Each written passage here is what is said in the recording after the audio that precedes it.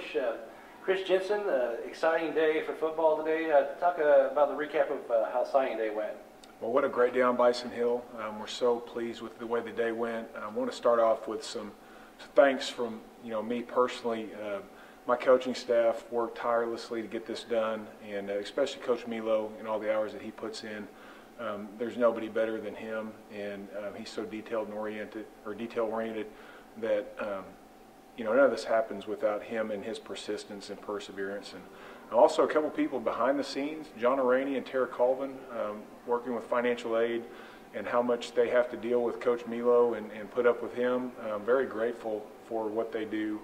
And then Will Brantley with admissions, and Kerry Miles with our Success Center, and Steve Fluke with compliance, and their help in when we bring recruits on campus and what they do to help us present our university in the best possible light. So pleased with all that, and so happy with the signing class that we had today. For us, we try to find the best players available. Obviously, a coach is going to sit before you and say we've addressed needs, and obviously you're going to do that every recruiting class you had. I feel like this is one of the top recruiting classes that we brought in, and we've kind of changed our approach 3 years ago, and we can do a dog and pony show. We can do a song and dance for guys and try to convince them to come here.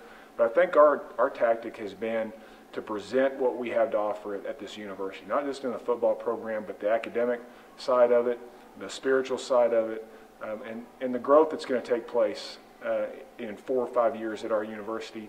And so what we end up with is guys that really want to be here, and that's what we want. We want guys that are going to come here, make a commitment to be here, and stick it out. And our retention rate from fall to spring this year is higher than it's ever been, and now we've got this large recruiting class coming in, and we're pleased because we think these guys that we've signed today are going to be those guys that are going to be committed to being here because they want to be here, they want to be a part of what we have, and so we're really excited about the class. One of the things you said to me coming out the field after the last game is that you've got a lot of work to do. How far did today go in accomplishing your mission? With our redshirt class and the guys we already have on campus and now our signing class, I feel really good about the direction we're going. We knew over the last 2 years that we had to get better up front. We've got to be better on the offensive line. We've got to be better on the defensive line. And not just better, but deeper. And so, that was really a focus. And so the sheer numbers of guys that we signed up front reflects our commitment to be better up there. And then we also wanted to be better in the secondary. And I feel like we had guys on campus last year that we redshirted that can really help us. But then we've got some guys that are going to push for time as true freshmen in the secondary. And so we're excited about that. And those are areas that we really had to beef up on, and I feel like we're doing that. You talked a little bit about addressing some needs on defense, but what were some of your priorities as far as offense with this class? The good thing about offense is of the starters we had on the field, 10 are returning. And so, we've got guys with game experience, but we need to continue to work on the depth issue. And we felt like this past season that we had 6 guys up front, offensive line-wise, that we felt comfortable that could go in and play. And at this level, you're just not going to be successful week in and week out with that kind of depth. And so we need to get to 9 or 10. And I feel like with the mid-year guys we brought in, 2 offensive linemen, and then with this recruiting class, I think we're getting closer to the 10.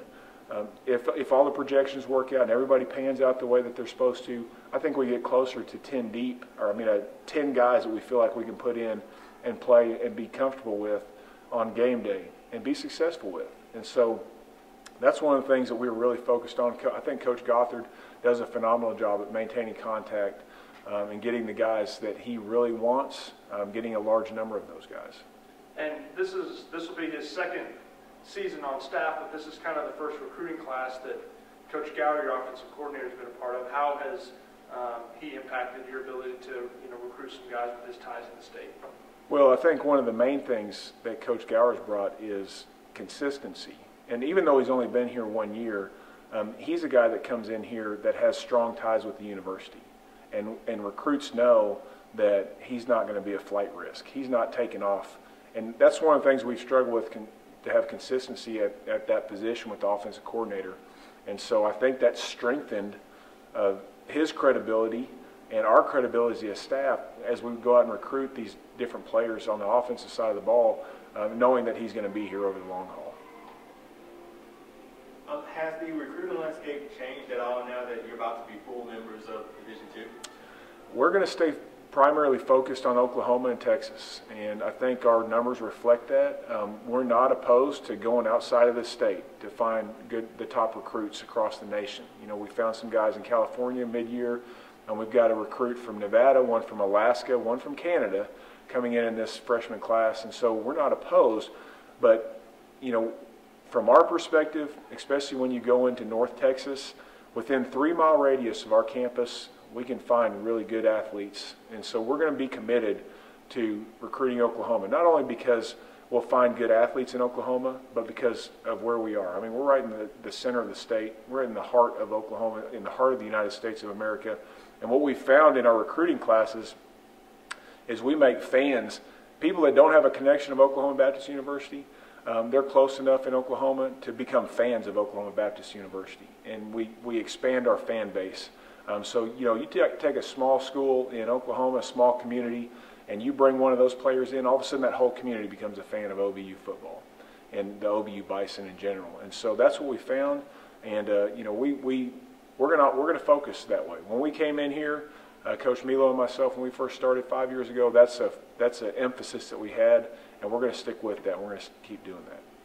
You mentioned some of the guys from far-flung places that are a part of this class. What's it like recruiting those guys compared to you know, guys that it's easy to get them in for a visit and that kind of thing, get them to campus? How is that different? You know, recruiting guys from Alaska or Canada compared to, you know, a guy that's from just down the road. It's really different because, you know, we have to have the means, or they have to have the means to get on campus. I think that's one of the most critical things. One of the pieces of the puzzle that we've just got to have is getting guys on our campus. I think our coaches do a phenomenal job at maintaining contact and establishing contact with recruits early and maintaining that contact. But we really close the deal when we get them on our campus. And so January is a big month for us, bringing those guys in. And so if we don't have the means or they don't have the means to make it to our campus, it hurts us in recruiting a little bit. And so it all depends. I mean, there are different variables, so that's one of the variables that we really look at. You had a couple guys on the recruiting list with eye-popping size, just right. Big, huge guys. Talk about the offensive linemen, though, generally as a group. What'd you get this week? You know, we're real pleased with those guys. Size is important, and obviously we want to find the big guys, but we need to find guys that are going to mesh well in our offense and be able to move. I mean, that's one of the critical things, and that's why we feel so blessed. This year is because of the sheer number of recruits in this class overall in general, not just the guys that we got, not just the guys that are signing with OBU, but the number of recruits available this year compared to last year is night and day different. And so last year you couldn't find the big guys. There just weren't a whole lot of them in this region. This year they were all over the place, and so we really worked hard at finding guys that would work well in our offense. We didn't want to just get guys that had eye-popping size for signing day and then they couldn't play a lick because their feet aren't good or they can't come off the ball. And so that's what we feel good about this class is these guys can come off the ball and they're mobile. And so not only do they have good size, but they project to be good players down the road. And across the ball, you got some pretty impressive defensive linemen coming in. Talk about that group. Yeah, that's something, you know, when we lose as many players and as many starters with as much game experience as we did last year, you know, losing guys like Gage Weimer and Ed Morgan and Kimes Gilbert from 2 years ago. And, you know, those guys that we lose, all that experience up front, you know, it's a scary thought when you get past week 11 last season. And so that's been an emphasis with our guys is you've got to be able to win the battle up front. And so, you know, being able to go out and find big guys that can play inside and then guys with a little bit of length, good arm length, to play defensive end, that was the focus. And so I think that's how we were able to bringing the guys that we did is just a lot of study, a lot of film study, a lot of hard work, a lot of communication with those recruits, and then getting them on our campus and them seeing what we have to offer, where they're going to be in 4 years or 5 years, and how this university will set them up to be successful in anything they do once they've played their last down of football. Those are things that helped us bring those guys in. Had to replace some good linebackers from last year too. Talk about who you brought in, or the group that you brought in. Right. Yeah. That's our emphasis. We brought in a couple linebackers in this class, but the guys that we have on campus, and maybe moving some guys around from one position to another. It's going to be hard to replace Pitzer and Jennings, Levi Jennings. It's going to be really hard to do that. So guys on campus or guys in this recruiting class have some big shoes to fill. And so there's a lot of work to be done in that area. But we really, we're pleased with the guys we brought in. But, like I said, the focus was up front and in the secondary. And those are areas that I think we really paid most of our attention to. How tough is it going to be for some of those new guys in the secondary to find playing time with this group? That's wide open right now. Losing as many guys as we have, and not bringing back a whole lot with playing experience.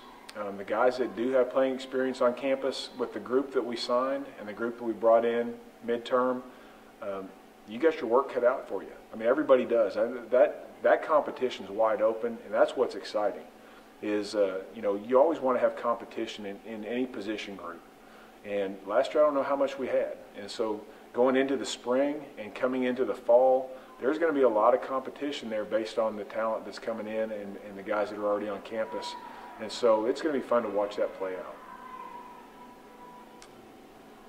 Yeah, Coach, how does OBU's overall mission as a university play into recruiting players? For me, it's a large part. And it's not only the mission of the university, but it's also my mission as a coach and our coaching staff's mission of raising men, and not just, winning football games is important to us, but if our guys leave here knowing what it means to be a real man, that's what's important to us. And that message is presented to them. And I think it's validated in the players that we have here, that it's not just coach speak when we get guys on campus, but they hear the message from us as coaches, or from me as the head coach, and then during their visit on campus, and that's why it's so important to get them here. During their visit, they see the same mission, not only from the head coach, but the assistant coaches. The players validate what we're doing, and then they see the same mission from admissions. They see the mission from any faculty they interact with or students on campus. We all have the same message. And that's that we want people that come to Oklahoma Baptist University to leave here the very best that they can be. And so that's what we're striving to do. Now in year 3 of the NCAA transition process and getting ready to hopefully have full membership, this coming football season, on the recruiting trail, did you find you got a different reception from recruits with that, kind of hopefully put behind you? Was it a different atmosphere? Had people heard more about OBU and there's less to explain as far as that process goes? We found that from year 1. And, not that there's anything wrong with the NAIA, but the public perception, the natural public perception is different with the NCAA. And what we found is just contacting high school coaches. They would give you more information or have more time for you when you identified yourself affiliated with the NCAA, even if you're a candidacy member, as we have been the last 2 years, 3 years. But just that affiliation makes a difference. And as you get into recruiting athletes, that affiliation makes a difference. Even though we've been just in a transition period as a candidacy member and some of the restrictions associated with that, that really hasn't hurt us as much in recruiting as the NCAA has helped. And so we found that has been a huge benefit for us. Coach, you were able to be a little more selective this year at quarterback and running back with the people we have returning. Talk about the people that we did bring in, though. Yeah, I don't know, quarterback-wise, with what we have on campus, we needed to find guys that will round that out. Running back, we probably still have some room out there to bring somebody in. We've signed one running back in this class, and we've got good guys on campus. but we have some room right now that we're still looking for a running back, some more guys to round this class out. And so that's something we're focusing on. But feel really good with the guys that have signed and come in. We're in a position where there's going to be competition this spring for the position. I mean, for quarterback on campus, and then the guys that are coming in, if they're good enough, they'll be able to compete for that job. If they're just behind a little bit because of the age and maturity of the guys that are already here, they'll have a chance to develop and go compete for the job down the road. And that's one of the things that we talk about a lot is, all jobs are up. Nobody's secure in their position. And if you're in that position where you tell your players that they're secure, that they're the starter and there's not going to be any change, they're not going to reach their potential. And so we're always pushing towards that. We always want our guys to give their very best and always be in competition for their job, even if they're a 3 or 4 year starter, still be in competition for the job. How difficult is it to find a tight end that fits our type of offense? This year is the first time that we found a guy that really did in high school what we asked them to do in our offense. A lot of times we'll find guys that did something a little bit different, or might have played a different position, and they come in here and they're doing it for the first time the way we use a fullback tight end. But this year, we were able to find a guy out of Allen that is going to actually do for us what he did in high school, and so we're thankful for that. And the receiving core, let's talk about them since we haven't talked about. Right. Yeah. No. That's receiving core. We're so blessed with the guys that came in, with multiple offers, and we've got guys on campus that have proven to be effective in that position. But we're always looking for competition. Like I said earlier, every position's open, and so even though we've got some returning starters and some depth at wide receiver, if you're good enough to play, you're going to have a chance to get on the football field. It's a daily evaluation for all positions, and so we encourage all those guys that are coming in as true freshmen to be in your best shape, to be ready to go when you get here, and be ready to compete for a job. Any other questions? All right, Coach. Thanks very much. All right. Thanks.